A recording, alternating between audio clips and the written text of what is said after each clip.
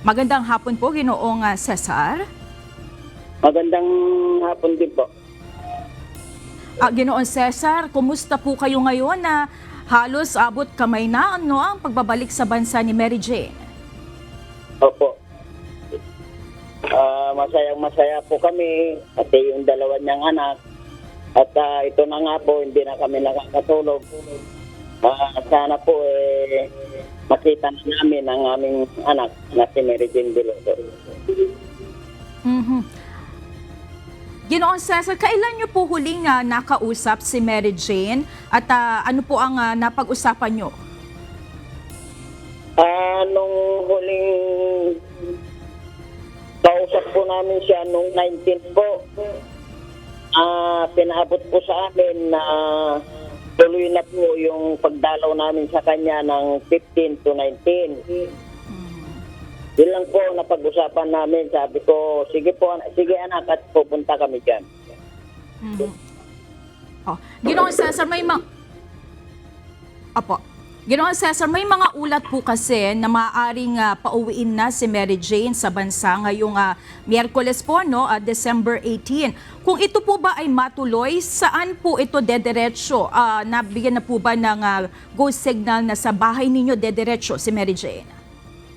Wala pa pong kaming alam. Wala pa pong sinasabi ng DFC sa amin kung saan po ididiretso si Mary Jane. At Ginoong Veloso, kayo po ay nagpadala ng sulat sa ating Pangulo nitong mga nakaraang araw.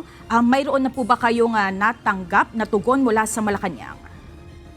Wala pa po.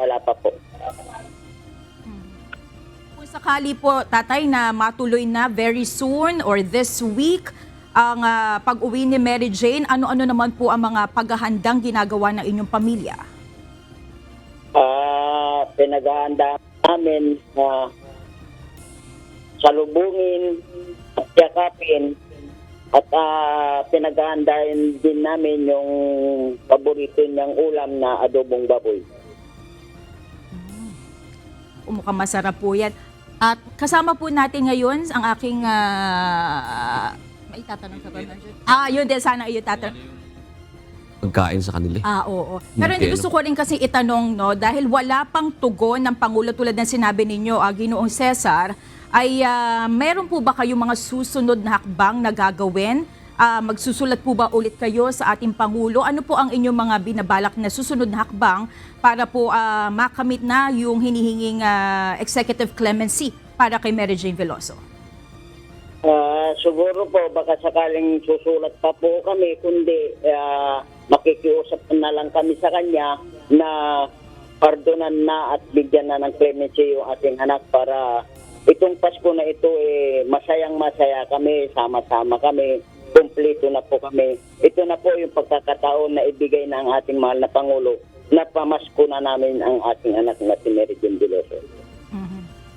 At bago ko po kayo pakawalan, Ginoong Cesar, bibigay ko po itong pagkakataon na ito para magbigay ng mensahe para kay Mary Jane Veloso, pati na rin po kay Pangulong Ferdinand Marcos Jr. Go ahead po.